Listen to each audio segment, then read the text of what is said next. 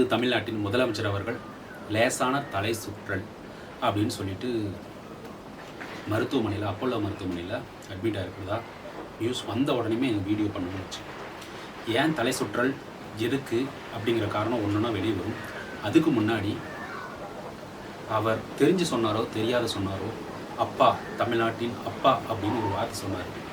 அதனால் ஒரு சின்ன செக்கப்புக்காக ஒரு 2-3 நாள் வந்து அங்கே அட்மிட் பண்ணி என்னென்ன சின்ன சின்ன செக்கப் எல்லாம் பார்த்துட்டு மறுபடியும் வருவாங்கன்னு சொல்லியிருக்காங்க.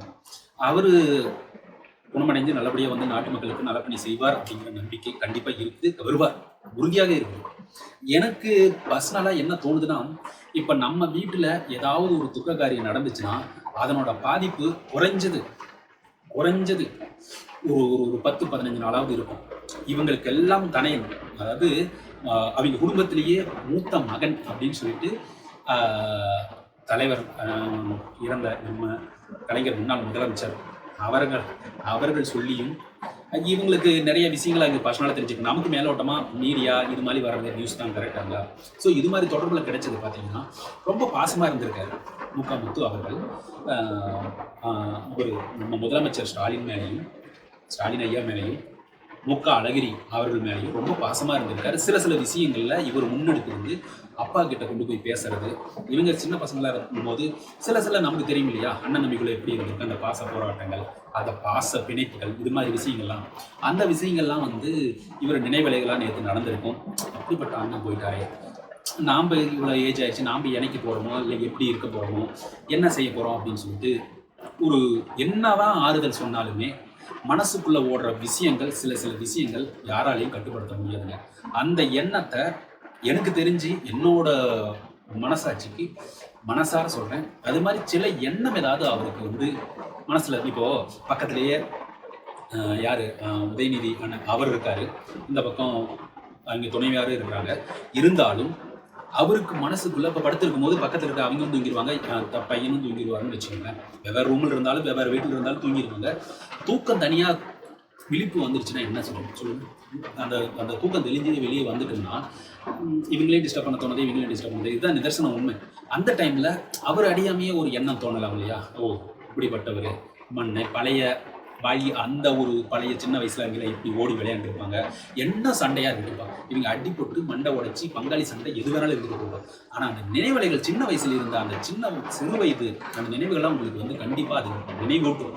அந்த நினைவூட்டு இவரோட மனசில் அது பாதிச்சிருப்போம். இவ்வளவு ஏஜில் இருக்கிறவர் கண்டிப்பாக அது மாதிரி ஒரு சந்தோஷமான நிலையில தான் கொண்டு போகணும். பெற்ற அப்பா அம்மா எப்பயுமே சந்தோஷமான நிலையில கொண்டு போகணும். ஒரு சிறு தாக்கம் கூட அவங்க ரொம்ப பாதிக்கும். அது ரொம்ப என்ன பக்கத்தில் ஆதரவு இருந்தாலும் அது மாதிரி தாக்கும். அது மாதிரி ஒரு விஷயம் தாக்கி இருக்குமோ அப்படிங்கிறது என்னோட பர்சனலாக தோணுது. அது மாதிரி இல்லாமல் அது மாதிரி தாக்கம் இருந்திருந்தா, ஐயா நீங்கள் தான் அன்போட சொல்கிறீங்களே தமிழ்நாட்டின் இளைஞர்கள் அப்பா அது மாதிரி கவலைகள் உங்களுக்கு சொல்லாத ஒன்றும் இல்லை. இறப்பு, அதாவது பிறப்புன்னு இருந்தால் இறப்பு கண்டிப்பாக இருக்கும். அதிலிருந்து வெளியே வந்து நீங்கள் மக்கள் நலப்பணி செய்யணும். நீங்கள் அது போன்ற என்னென்ன திட்டங்கள் செய்வீங்களோ அதை செஞ்சு மறுபடியும் ஓட்டு கேட்கணும். அது மக்களுக்கு பிடிச்சிருந்தால் நீங்கள் அடுத்த தடவை முதலமைச்சராகணும். ஒருவேளை பிடிக்கலைன்னா எதிர்கட்சியாக வர்றதுக்கு வாய்ப்பு இருக்குது. அந்த எதிர்கட்சியாக இருந்து நீங்கள் பல நிறைய விஷயங்களை எடுத்து மக்களுக்கு சொல்லணும்.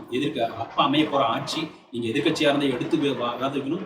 ஆளுங்கட்சியாக இருந்தால் நீங்கள் வந்து நல்லாட்சி கொடுக்கணும். ஸோ இது மாதிரி அதான் கொள்கை ரீதியாக இல்லாமல் நாங்கள் எப்போவுமே மனிதாபிமானம் அப்படிங்கிறது ரொம்ப முக்கியம். அவர் கொள்கையில் வந்து ஓகே கதை அவர் ஹாஸ்பிட்டலில் சேர்த்துட்டாங்க அப்படின்னு சொல்லி கொண்டாடுற ஆளுங்கள்லாம் நாங்கள் கிடையாது. என்னை பொறுத்த வரைக்கும் நான் பர்சனலாக சொல்கிறேன், நீங்கள் நல்லபடியாக ஹாஸ்பிட்டலுக்கு பூர்ண குணமடைஞ்சு தமிழ்நாட்டு மக்களுக்கு நல்ல பணிகளை செய்ய மீண்டும் எழுந்து வாருங்கள்.